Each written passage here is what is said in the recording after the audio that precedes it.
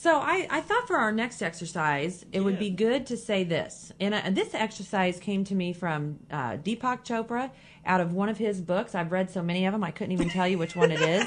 I am like that with Marianne Williamson. There's one book that she has that changed my life, and to this day, I cannot remember what the heck that book was. Return to Love. I don't think it was Return to Love. Really? Yes. That's the first thing people say, but I don't think it was. I think it was something else, and I remember. A Woman's Worth. It might have been that. A Woman's Worth. That's a beautiful book. All I remember is that she said, write faith letters for 10 days, and I wrote faith letters for 10 days, and it changed my entire life. I picked it up and read the book, and that one little piece that told me to write faith letters for 10 days at night, and then wake up and write your response.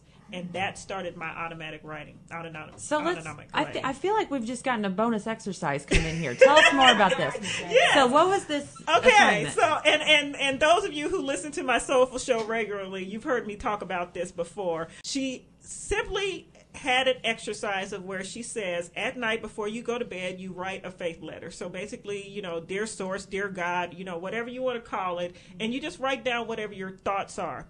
And you have that faith letter. The next morning, you get up and you write down what the response is from your higher self. And the reason why she tells you to do that first thing in the morning is because when we first wake up, we're still kind of in that zone. And so the reels of tape haven't started running in our heads. Oh, I got to take a shower. Oh, I got to go to work. And oh, got to get it hasn't. So you got to catch that one moment right before those reels of tapes. And that's how you access your higher self, and you write the response to your faith letter. Now, I can tell you when I first started the exercise, I wrote every day, and it wasn't until day 7 that things started flowing. So I wrote for 6 days, and the next morning I'd get up and I'm like, I got nothing. Okay, I got nothing. Okay, I got nothing. And day 7, I woke up and it just flowed. And from that point on, and I said, what is this coming from? And I like this. And from that, I continued for the remainder of the 3 days. And that was the only day that I really had a very long flow. I had bits and pieces the next day, and I think because you're like, oh, this is wonderful, and then you start overthinking everything. It was a great exercise. It really changed my life, and it put me on this spiritual journey that I'm on now. What I love about your story is that you say it wasn't until your 7th day. Because when you're listening at home and you're thinking about doing these exercises, do not beat yourself up if it doesn't happen for you right away. Yes. So keep it going. Keep it going, and just be gentle with yourself. So the next wonderful exercise that I think would be helpful here is transforming a negative into a positive. Yes. So what you're going to do is just have it in your mind, write something down that has been a tremendous challenge in your life. A challenge, a struggle, it could be something from your past, it could be something that's going on in your life every day. For me, that is dealing with my son's diagnosis of autism and just the daily struggles of dealing with autism.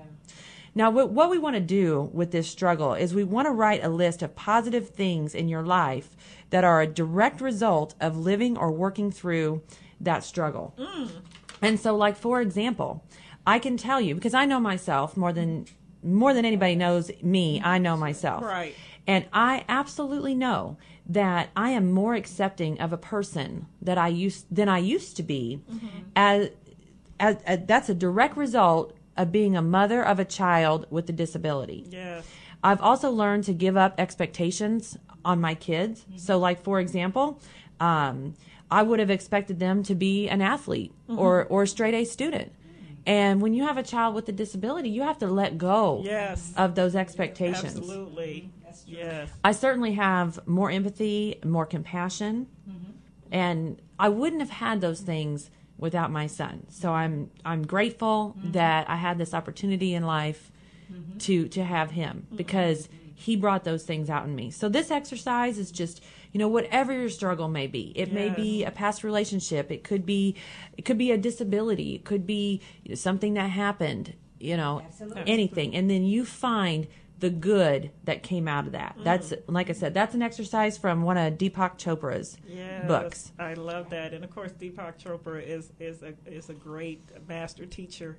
I like this transforming a negative into the positive as far as the experience, because a lot of times our experiences, especially our past experiences, we don't always look at them in a positive light. We always look at them in a negative, or the coulda, woulda, shouldas, or I should have known better, or something like that.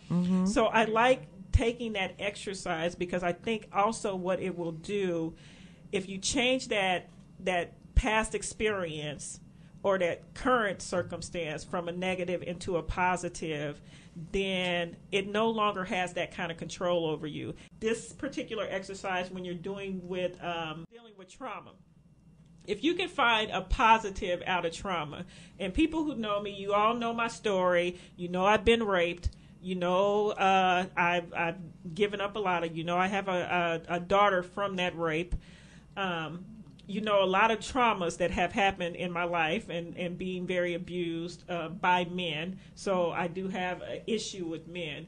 But I'm also trying to figure out how to say, okay, let me grasp something that's positive from all of these relationships that I have had with men, even with the rape, because I did know my rapist. So when I think about trauma, this is a very good exercise to get you over your trauma. Correct. I would think. Correct. So